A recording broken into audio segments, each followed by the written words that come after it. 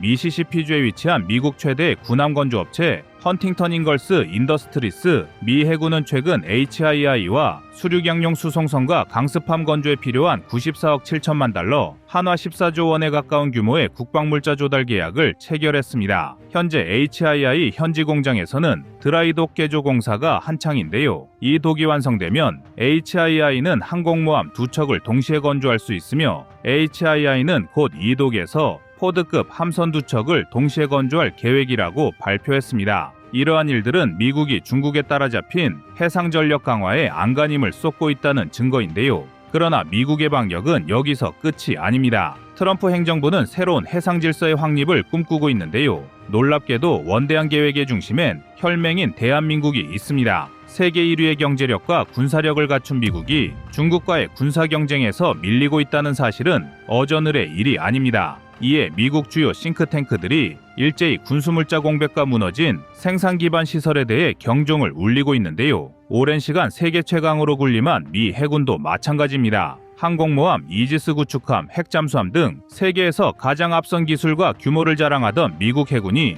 이제 중국 해군에 추월당할 위기에 직면한 것인데요. 그래서 준비했습니다. 오늘은 대한민국을 중심으로 짠 미국의 대중국 반격 시나리오에 대해 자세히 알아보겠습니다. 여러분의 구독과 좋아요가 꺼리튜브 운영에 많은 힘이 됩니다. 중국 해군은 2020년대 들어 공격적인 군함 건조로 세계 최대 규모를 자랑하며 함정수와 신속한 현대화에서 미국을 압도하고 있습니다. 중국은 자체 기술로 항공모함, 구축함, 잠수함을 대량 건조하고 있으며 태평양에서 미국의 영향력을 제한하려는 움직임을 보이고 있습니다. 특히 2023년 건조된 중국 해군의 3번 항공모함 푸제노는 첨단 전자식 캐터펄트를 탑재하며 미국의 항모 기술에 근접했다는 사실을 확인시켜 주었습니다. 그러나 미 해군의 위기는 단순히 중국의 성장 때문이 아니라 미국 내부의 문제이기도 합니다. 미 해군은 현재 고질적인 예산 부족, 조선업체의 생산성 저하, 그리고 군함 건조 프로젝트의 지연 문제에 직면해 있습니다. 무엇보다 군함 생산 능력 저하는 미국 최대의 해상방산업체 헌팅턴 잉걸스 인더스트리의 효율성 문제와도 직결되어 있는데요. 그동안 HII의 군함 건조 기간이 지나치게 길었기 때문입니다. 한 예로 미국의 최신 포드급 항공모함인 제럴드 R 포드는 설계부터 완성까지 10년이 넘는 시간이 소요되었으며 초기 배치 이후에도 많은 결함이 발견되었습니다. 중국이 항공모함 한 척을 건조하는데 5, 6년밖에 걸리지 않는다는 점을 감안하면 미국과 중국의 해상전력 격차는 앞으로 더욱 빠르게 벌어질 것입니다.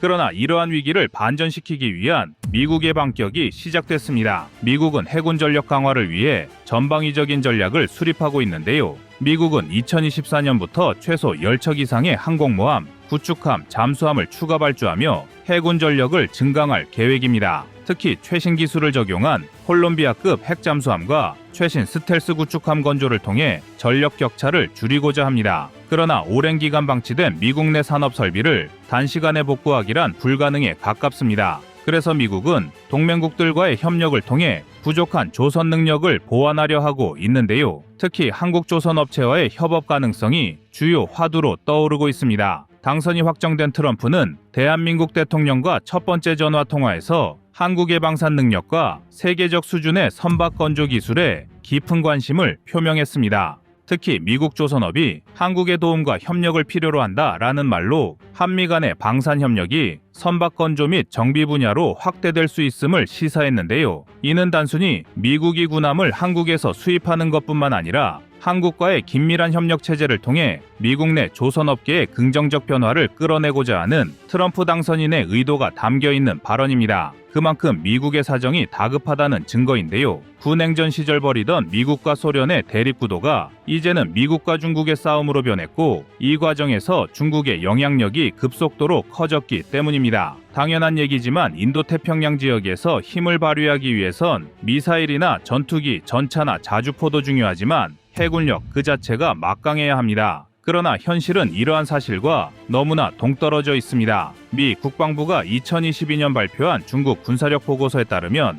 이미 중국 해군의 함정 보유량은 미국을 앞지르고 있습니다. 중국이 지금의 생산 기조를 유지한다는 가정하에 2025년이 되면 중국이 보유한 함정은 무려 400척에 이를 것이고 이는 280여 척에 불과한 미국을 크게 앞지르는 수치입니다. 중국은 막강한 생산력을 앞세워 물량에서 영국, 프랑스, 이탈리아, 호주를 앞지르더니 이제는 영원한 1등이었던 미국과의 강역까지 좁히고 있습니다. 미 의회 예산국의 분석에 따르면 미국이 최소 6년이 걸리는 구축함 17척을 중국은 단 2년 만에 찍어내는 등 생산 분야에서 미국을 앞질렀다는 평가를 받고 있습니다. 그렇기에 미국이 찾은 유일한 대안이 바로 대한민국이고 한국의 빅3 HD 한국조선해양, 한화오션, 삼성중공업의 역할이 중요해졌습니다. 이미 미국의 싱크탱크 사이에선 대한민국 조선업계를 주목하고 있는데요. 뒤늦게 해군 선박 사업에 뛰어든 후발주자 대한민국은 이제 기술 1위를 선도하고 있으며 가격과 품질, 납품기한 등 모든 면에서 세계 최고의 자리를 지키고 있습니다. 실제로 대한민국은 2023년 기준 중국과 함께 세계 민간 선박 분야 시장을 양분하고 있으며 특히 초대형 LNG 운반선과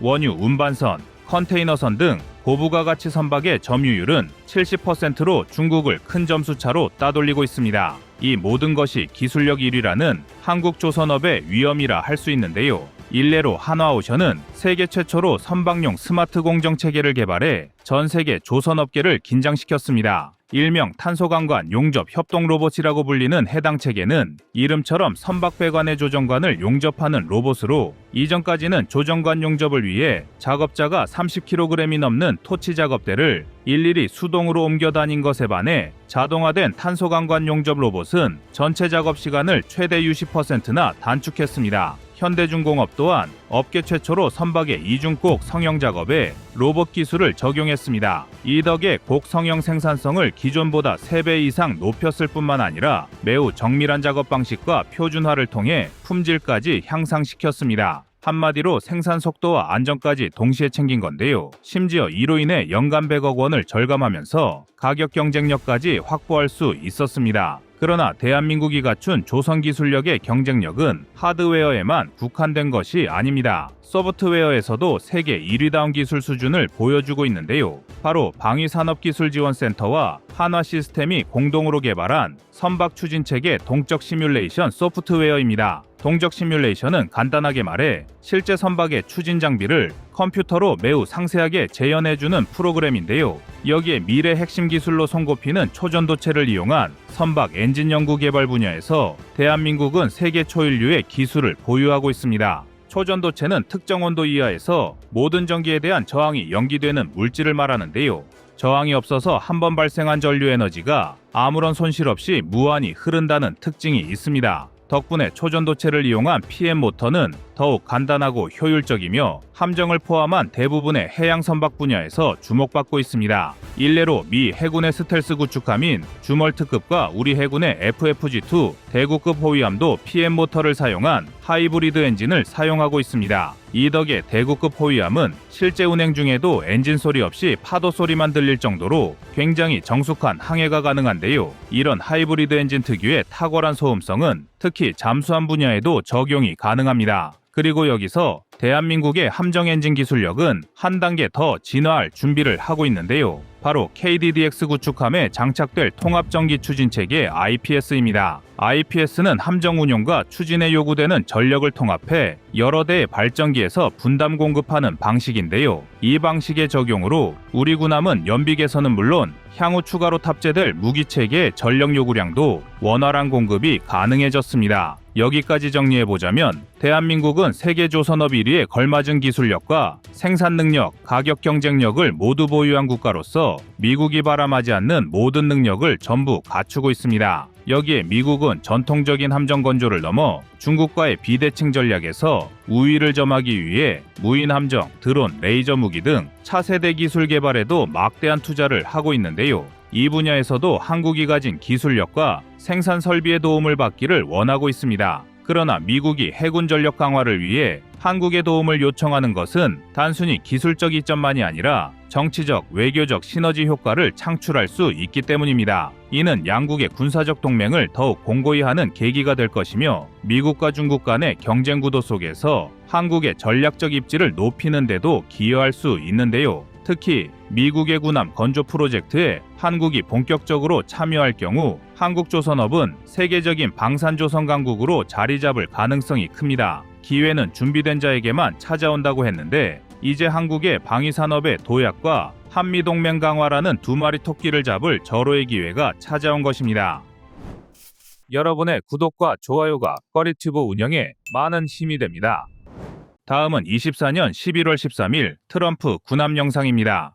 지난 7일 당선이 확정된 트럼프 당선인은 한국의 방산 능력과 세계적 수준의 선박건조 기술에 깊은 관심을 표명했습니다. 특히 미국 조선업이 한국의 도움과 협력을 필요로 한다라는 말로 한미 간의 방산 협력이 선박건조 및 정비 분야로 확대될 수 있음을 시사했는데요. 이는 단순히 미국이 군함을 한국에서 수입하는 것뿐만 아니라 한국과의 긴밀한 협력 체제를 통해 미국 내 조선업계의 긍정적 변화를 끌어내고자 하는 트럼프 대통령의 의도가 담겨 있는 발언입니다. 그만큼 미국의 사정이 다급하다는 증거인데요. 구 냉전 시절 벌이던 미국과 소련의 대립 구도가 이제는 미국과 중국의 싸움으로 변했고, 이 과정에서 중국의 영향력이 급속도로 커졌기 때문입니다. 당연한 얘기지만 인도태평양 지역에서 힘을 발휘하기 위해선 미사일이나 전투기, 전차나 자주포도 중요하지만 해군력 그 자체가 막강해야 합니다. 멀리 갈 것도 없이 당장 태평양만 따져봐도 전 세계 모든 대륙과 섬을 집어넣어도 남을 정도로 크기 때문인데요. 태평양의 넓이는 지구 전체 면적의 무려 32%에 육박합니다. 이 광활한 대양에서 물리적인 힘을 발휘하기 위해선 그만한 초대 규모의 해군 전력이 필요합니다. 그러나 미국을 비롯한 서방 사회가 미처 대처하기도 전에 중국이 군사력을 극대화하기 시작했습니다. 막강한 생산력을 앞세워 물량에서 영국, 프랑스, 이탈리아, 호주를 앞지르더니 이제는 영원한 1등이었던 미국과의 간격까지 좁히고 있습니다. 미 의회 예산국의 분석에 따르면 중국은 미국이라면 최저 6년은 필요했을 구축함 17척을 단 2년 만에 찍어내는 등 일부 분야에서 미국을 앞질렀다는 평가를 받고 있는데요. 이는 인도태평양 지역을 둘러싼 미중 대립의 무게추가 중국에 기울었다는 의미입니다. 때문에 이미 미국의 전문가와 언론 사이에선 대한민국 조선업계가 주목받는 화두로 떠오른 지 오래되었습니다. 2000년대 초반에 들어서야 본격적으로 해군 선박 사업에 뛰어든 후발주자 대한민국은 이제 세계 1위의 자리를 선도하고 있는 것인데요. 쉽게 말해 경쟁을 붙이려 해도 가격과 품질, 납품기한 등 모든 면을 고려하면 대한민국을 따라갈 나라가 없다는 것입니다. 실제로 전 세계 조선업계에 대한민국의 이름으로 새긴 세계 최초, 세계 최고 타이틀이 한둘이 아닙니다. 대우조선해양은 세계 최초의 선박용 스마트 공정체계를 개발했으며 현대중공업 또한 업계 최초로 선박의 이중곡, 성형 작업에 로봇을 적용했습니다. 곡 성형 작업은 말 그대로 선박의 몸체를 이루는 강판을 정해진 곡률만큼 휘게 만들어주는 작업으로 선박 제작 과정에서 가장 많은 시간과 노력을 요구하는 작업 가운데 하나인데요. 현대중공업은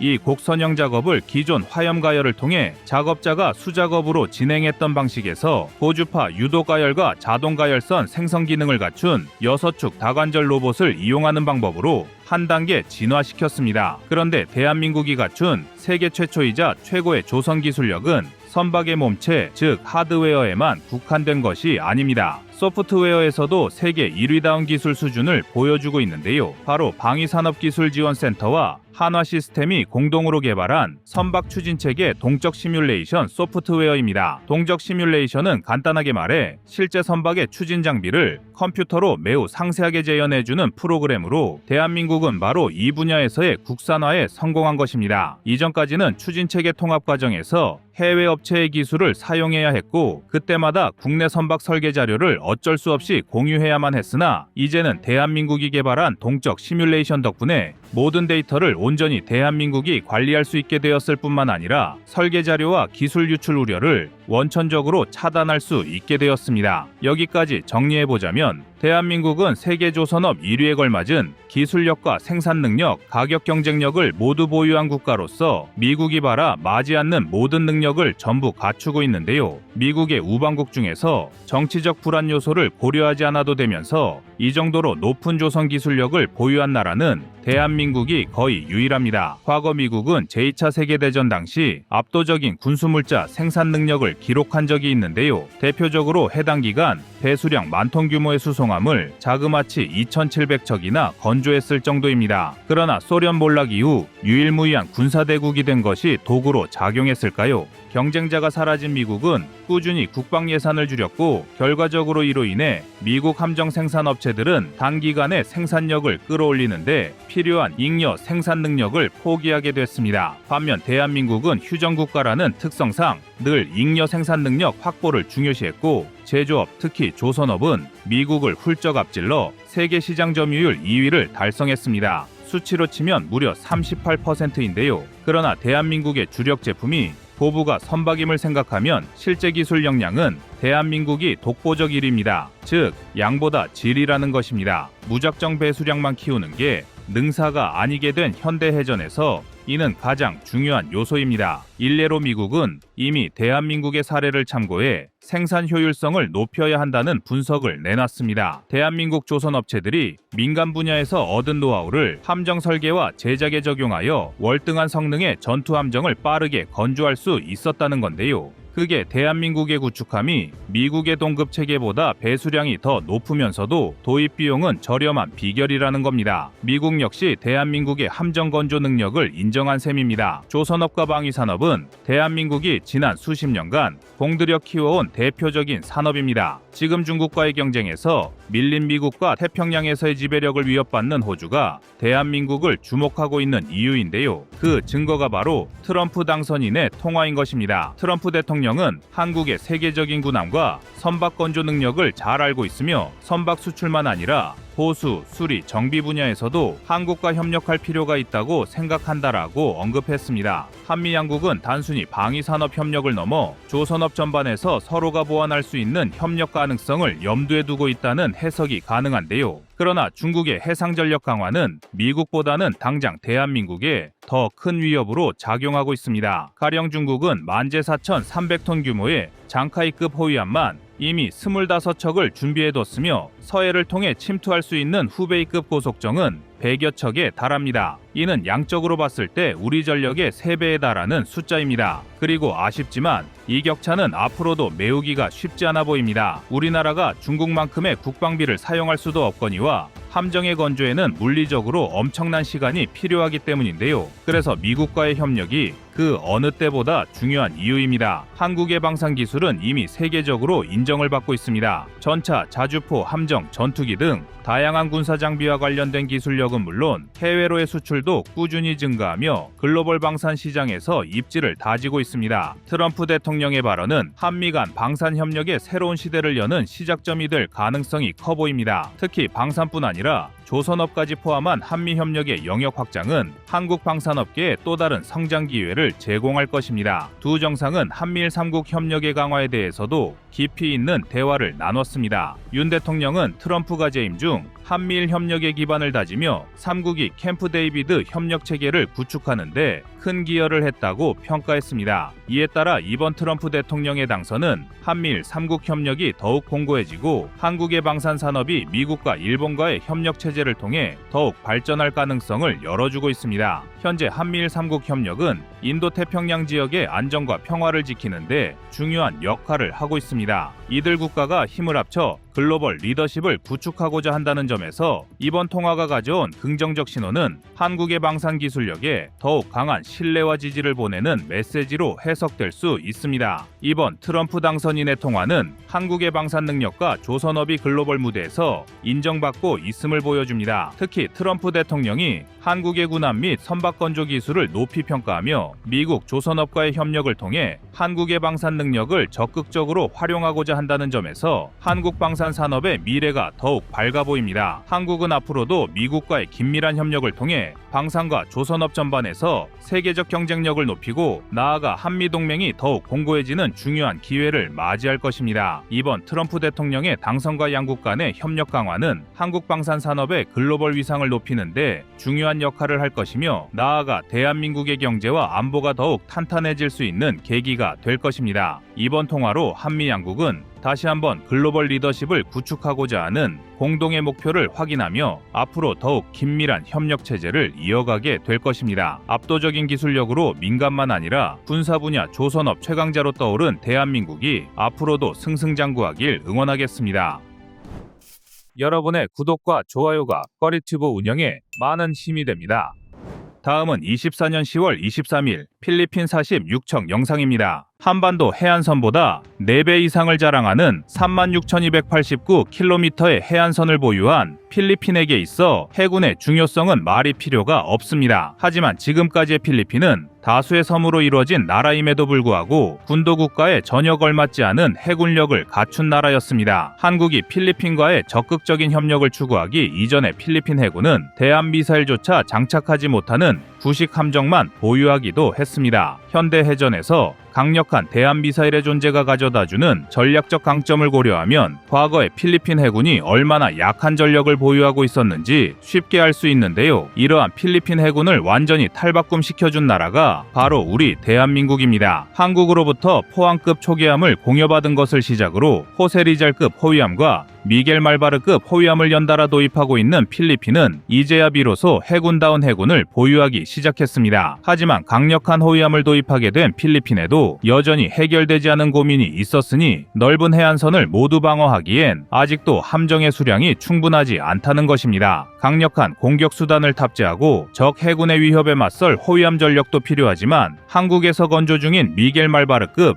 호위함을 모두 인수하더라도 4척에 불과한 호위함만으로는 3만 킬로미터가 넘는 모든 해안을 방어할 수는 없는데요. 해군 함정을 비롯하여 해경선, 해상민병대까지 동원하여 남중국해에서 충돌을 야기하는 중국에 맞서기 위해서는 필리핀에도 신속하게 출동하여 장거리 임무를 수행할 수 있는 원해경비함이 반드시 필요합니다. 원해경비함은 주로 해양주권 보호, 장거리 감시, 해양구조 등의 임무를 수행하기 위해 운용하는 함정으로 넓은 해역에서 장기간 작전이 가능하다는 특징을 가지고 있습니다. 또한 76mm, 함포나 40mm 쌍열포를 주무장으로 탑재하여 매우 강력한 화력은 아니지만 유사시적과 교전할 수 있는 화력을 보유하고 적에 대한 억지력을 발휘할 수 있도록 설계되어 있습니다. 해경선과 해상민병대를 동원하여 인해 전술로 밀어붙이고 있는 중국의 만행에 맞서 극소수의 호위함을 매번 출격시킬 수 없는 필리핀의 입장에선 그 어떤 함정보다도 원해경비함의 도입이 시급했고 필리핀 정부는 지금부터 5년 동안 최소 46척 이상의 원해경비함을 도입하겠다고 발표했습니다. 그리고 그동안 필리핀의 다수의 함정을 납품해왔던 한국이 가장 유력한 후보로 언급되는 것은 누가 보더라도 당연한 일인데요. 한국은 이미 필리핀을 위한 원해경비함의 기본 설계와 구상을 모두 끝마친 상황입니다. 통상적으로 원해경비함은 주력 함정으로 적과의 교전에 초점을 맞춘 함정은 아니기 때문에 함체 일부에 플라스틱이나 복합 재료를 사용하는 경우가 있습니다. 함체 일부에 플라스틱 같은 소재를 활용함으로써 경량화를 통해 연료의 효율성을 높이고 부식을 방지하며 설계 및 유지 보수 비용을 절감하려는 목적인데요. 만약 다른 나라에서 해안경비와 순찰 등을 목적으로 원해경비함을 도입하려 했다면 이러한 설계는 그다지 큰 문제가 되지 않았을 것입니다. 하지만 필리핀이 처한 해양안보 상황은 다수의 중국 함정과 선박을 상대로 잦은 몸싸움도 불사해야 하는 상황이며 이에 한국은 필리핀 측의 중국 함정과의 충돌을 충분히 견딜 수 있도록 철저하게 특수강철로 설계된 원해경비함을 필리핀 측에 제안하였습니다. 한국은 이번 원해경비함 이외에도 방산 수출 과정에서 항상 수입국의 작전 환경에 특화된 설계와 성능 개량으로 좋은 평가를 받아왔는데 이번에도 역시 한국답게 필리핀의 안보 상황을 최대한 반영한 것이 돋보이는데요. 해상에서의 교전은 함포, 미사일 등의 화력 자산도 중요하지만 상대 함정을 해역 밖으로 밀어내기 위한 몸싸움에서 해전이 시작된다는 점과 중국이 필리핀 선박을 상대로 물대포 등을 쏘며 도발을 일삼고 있다는 점을 고려할 때 필리핀이 특수강철로 제작된 원해경비함을 다수 도입하게 되면 지금보다 더 적극적으로 중국과 몸싸움을 벌일 수 있을 것입니다. 그리고 한국이 46척의 필리핀 원해경비함 도입 사업을 수주하면 얻게 될 경제적 이익도 상당한데요. 경비함의 배수량과 무장체계에 따라 가격은 얼마든지 달라질 수 있지만 일반적으로 한국이 운용하는 경비함을 기준으로 46척의 가격을 계산하면 최소 1조 3천억 원 이상의 금액이 산출됩니다. 필리핀의 경제적 여건과 정부 예산 규모를 감안하면 이보다는 낮은 금액으로 납품될 확률이 높지만 그렇다고 하더라도 46척을 모두 수주하게 되면 천문학적인 금액의 이익을 얻을 수가 있다는 것입니다. 한국은 경제구조의 특성상 엄청난 양의 수출입 물동량이 바다를 통해 오고 가기 때문에 한반도 근해뿐만 아니라 국제사회의 해양 안보가 매우 중요합니다. 하지만 아쉽게도 아직은 대한민국이 미국처럼 국제사회의 주요 해양로마다 해군을 파견하고 해양 안보를 유지할 수 있을 정도의 대양 해군을 갖추지는 못했는데요. 그렇다고 남중국해 등 한국의 경제와 직결된 해양을 절대로 포기할 수는 없습니다. 그렇기 때문에 더더욱 필리핀과의 협력을 강화해야만 합니다. 한국 방산기업이 적극적으로 필리핀 해군의 함정 사업을 수주하고 강력한 해군력을 보유할 수 있도록 도와주는 것은 함정 한 척당 받을 수 있는 건조 비용에만 국한된 것이 아니라 그 이상의 경제적 효과를 불러올 수 있는 중요한 일이란 것을 명심해야 하는데요. 현재 필리핀은 원해 경비함과 별개로 순찰선도 40척을 도입함으로써 해양 주권 보호의 총력을 기울일 예정입니다. 원해 경비함이 최소 46척 도입을 목표로 하고 있는 만큼 추가로 더 많은 물량을 도입할 여지가 있는데 순찰선도 동일하게 최소 40척으로 시작하여 그 수량을 점차 늘려나갈 전망이며 한국은 지속해서 다양한 협력을 추구하고 있습니다. 최근 한국은 필리핀과의 외교 관계를 포괄적 동반자 관계에서 전략적 동반자 관계로 격상시키며 군사 분야에서 다각도의 협력을 추진하기로 했으며 필리핀과 미국이 주축이 되어 진행하던 발리카탄 훈련 등에 적극적으로 참여할 예정인데요. 이미 한국은 필리핀과 다수의 연합훈련을 진행하고 있었지만 그 규모를 더욱 확대할 수 있게 됨으로써 양국은 방산 계약을 넘어 더욱 다양한 군사 협력을 진행할 수 있게 되었습니다. 한국이 필리핀과 해상에서